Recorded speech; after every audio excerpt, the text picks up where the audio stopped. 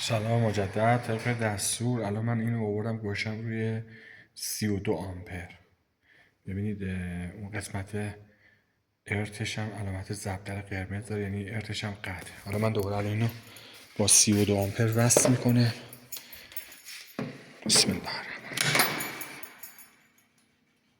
خب الان با 32 آمپر وصلش کردم. اینجا نوشته شارژینگ تا 30 آمپر داره میکشه. جریان 217 ولت 6 ولت. نمیدونم چرا می نویسه 6 ولت. این شارژر مگه 12 ولت نیست؟ چرا اونجا نوشته 6 ولت؟ با 32 آمپر الان داره 30 آمپر شارژ میکنه. 30 آمپر داره جریان میکشه و داره شارژ میکنه. یعنی در واقع با 6 کیلووات داره شارژ میکنه.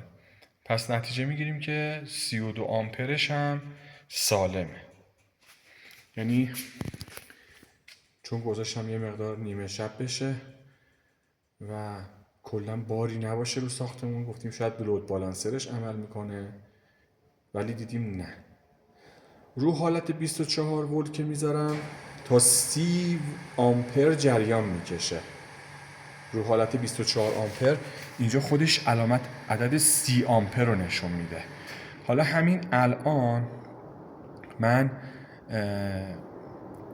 قطع میکنم، میارم روی 24 آمپر. ببینید که قطع میکنه، فیلمو قطع نمیکنه. شارژرمو قطع کردم و اینجا میام میذارمش روی 24.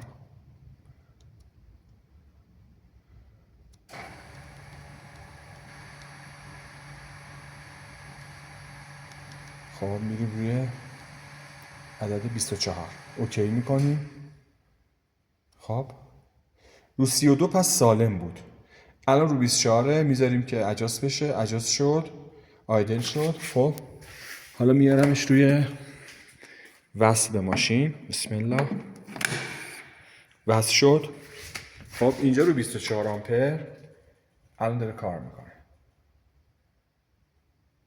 انشالله که خراب نباشه و دیگه نده. ولی نگاه کنید 24 آمپر رو داره خب قطع کرد. داره 30 آمپر جریان میکشه. دیدید یه لحظه دیگه 29 آمپر تا 30 آمپر. دوباره الان رفت راحت شارژ. بله. و داره الان رفت رو حالتش 30 آمپر جریان میکشه و قطع میکنه.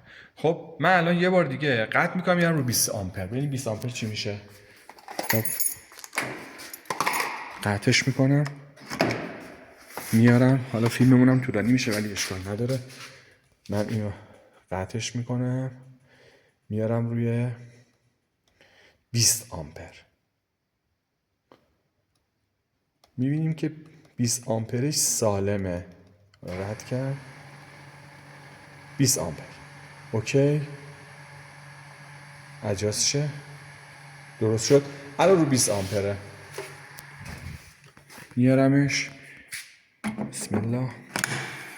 خب رو 20 آمپره. اینم رو 20 آمپر. رفت حالت شارژ و داره شارژ میکنه. 18 آمپر جریان میکشه و منطقیه. ولی 6 ولت نمیدونم چرا 6 ولت مینویسه، چرا 12 ولت نمینویسه. یه نکته هم بگم، الانم رو 20 آمپر بود، حالا رفت رو 18 ولی 9 آمپر جریان داشت میداد. حالا اونو میگی به خاطر لود بالانسر، ولی قطع نمیکرد. الان داره شارژ میکنه با 20 آمپر. پس نتیجه میگیریم 20 آمپر سالمه. پایین تراشو که اصلا چک نکردم. 20 آمپر رو چک کردم کاملا سالمه. 32 آمپرش هم سالمه، فقط رو 24 آمپر کار نمیکنه. این فیلم رو میفرستم واسهتون، بعد با هم فردا دوباره خودمونم تست میکنیم.